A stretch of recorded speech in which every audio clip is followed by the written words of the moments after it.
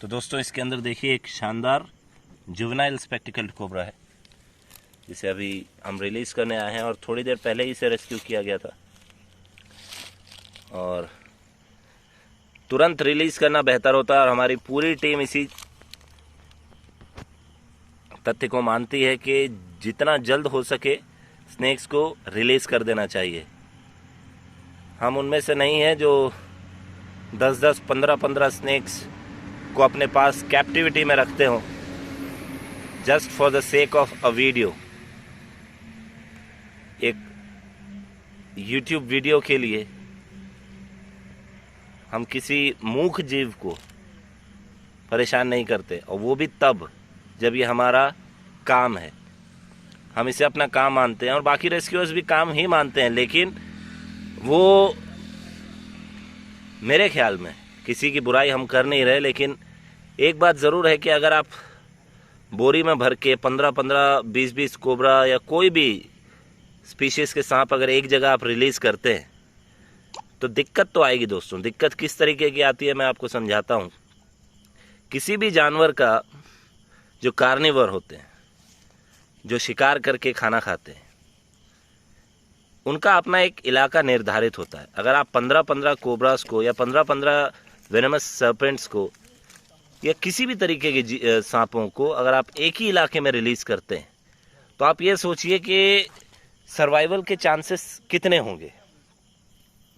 Survival के chances कितने होंगे। और ये समय ले रहा है, आराम कर रहा है, क्योंकि अंदर जैसा हमने बताया फूस थोड़ा सा होमी एनवायरनमेंट देती है, तो थोड़ा सा हम डब्बे को पीछे से गिरा देंगे। तो आप बस ये अनुमान लगाइए दोस्तों कि अगर किसी एक इलाके में, जहां अब जिस इलाके में रिलीज़ करने जा रहे हैं, डेफिनेट होगा कि वहां पहले से भी कोई ना कोई सर्पेंट होगा ही होगा, कोई ना कोई शिकारी होगा, कोई ना कोई प्रेडेटर होगा।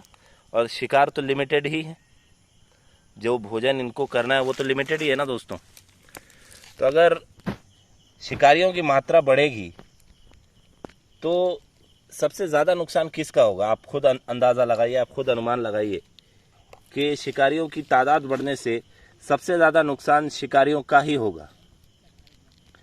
सर्वाइवल ऑफ द फिटेस्ट की कहानी तब सही लगती है जब इक्वल और डिस्ट्रीब्यूशन जो है वो इक्वल हो। आपने देखा होगा कि नेचर भी इक्वली ही डिवाइड करता है। ऑस्ट्रेलियन स्नेक्स जो होते हैं, चूँकि वो बहुत ज़्यादा ऐसे इलाके में रहते हैं जहाँ शिकार आसानी से नहीं मिलते, इसलिए उनकी वेनम की पोटेंसी बहुत ज़्यादा है। भारतीय एनवायरनमेंट में या जो ट्रॉपिकल, सब ट्रॉपिकल फॉरेस्ट होते हैं, यहाँ पर शिकार आसानी से उपलब्ध होते हैं, इसलिए वेनम की पोटेंसी ज़्यादा नहीं है।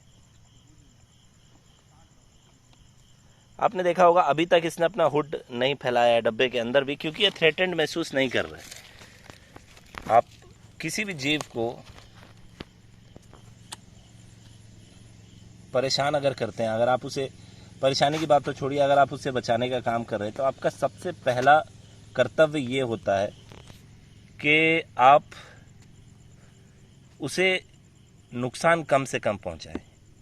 कई बार ये हो जाता है दोस्तों कि अनजाने में ये चीज़ें हो जाती हैं, लेकिन अगर बार बार अगर कोई चीज़ की जाए तो वो अनजाने में की गई गलती नहीं होती, वो आदत में शुमार हो जाता है। अब ये देखिए दोस्तों, धीरे धीरे ये बाहर की ओर निकल रहा है, और जैसे ही लाइट उसकी तरफ गई, इसने अपना हुड ऊपर उठाया, और ये शायद मोबाइल के कैमरे से थोड़ा सा ट्रिगर अप हो रहा है, अभी आप देख पा रहे होंगे, थोड़ा सा इसने अपना हुड बाहर की ओर स्प्रेड किया है।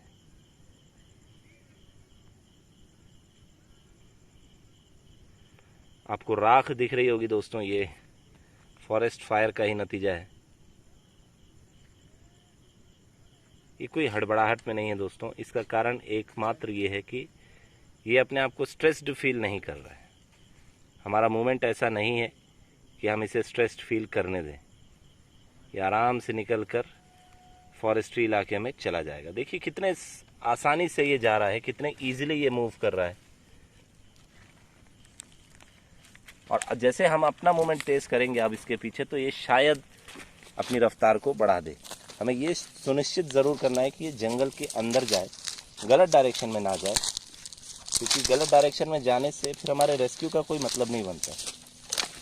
और ये करने के लिए ज़रूरी नहीं कि देखिए आप जैसे ही हम इसके थोड़ा सा सामने आए और टैप किया अपने पैरों को, तो ये उस दिशा में बढ़ चल गया है जहाँ इसे जाना चाहिए।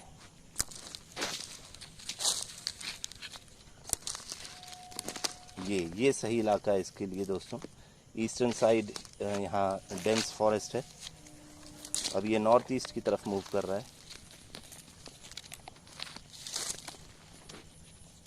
और जितना अंदर ये जाएगा उतना इसके लिए बेहतर होगा। आप अभी देख पा रहे होंगे दोस्तों कि अगर इसकी आंखें आपको दिख रही हैं तो रेटिना के मार्फत जो इसके आंखों के पर्दे जिनको कहा जाता है, उससे जो फ्लैश लाइट है वो रिफ्लेक्ट होके आ रही है और एक इल्यूजन जैसा दे रही है कि कुछ प्रेशियस स्टोन या जेम इसके सिर पर है। दोस्तों आपको बताते चलें ऐसा नहीं होता है, और सिर पकड़कर चाकू रखकर इस तरह की वीडियो बनाने में हमें कोई इंटरेस्ट नहीं है। हम एनिमल हरासमेंट के ख़िलाफ़ हैं। बेशक व्यूज़ ना आए वीडियोस पर, ग्रोथ ना हो चैनल की, वो चलेगा, लेकिन एनिमल हरासमेंट के हम सख्त खिलाफ हैं।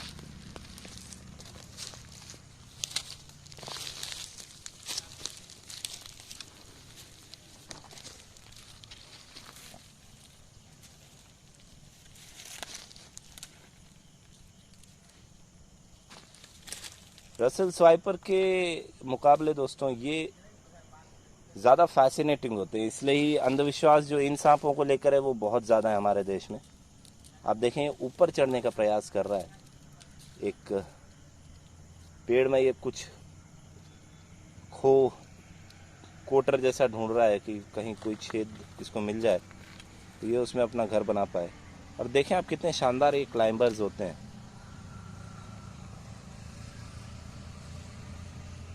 कोबराज बहुत ही ज़्यादा वर्सेटाइल होते हैं दोस्तों स्नेक्स में। ये सेमी एक्वाटिक हैं और शानदार क्लाइंबर्स हैं। आपको कोबराज घर पर ज़मीन पर भी दिख जाते हैं, ज़मीनों पर घूमते हुए, और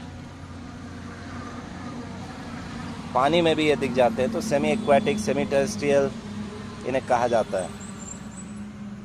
और देखिए इसने ये भांप लिया है कि ऊपर और जाने का रास्ता इसके लिए नहीं है, और ये गुलांटे मारता हुआ नीचे आया और अब ये दूसरी तरफ चला जाएगा जहाँ इसे शायद कोई बिल मिले और ये उसमें जाकर अपने को खुद को सुरक्षित ये महसूस करे। तो देखिए दोस्तों यहाँ एक दीमक की बांबी है और ये डेफिनेट है कि वहाँ कोई ना कोई सुराख इसको मिल जाएगी जिसमें ये आराम से अपना समय बिताएगा। और ये उस पार चला गया है और अब हम इसे फॉलो अप नहीं करेंगे दोस्तों, क्योंकि जितना ज़्यादा हम इसे फॉलो करेंगे उतना ज़्यादा ये स्ट्रेस में आएगा। अभी थोड़ा सा रुका हुआ है और शायद नीचे ना जाके ऊपर की ओर आ रहा है, ऐसा लग रहा है।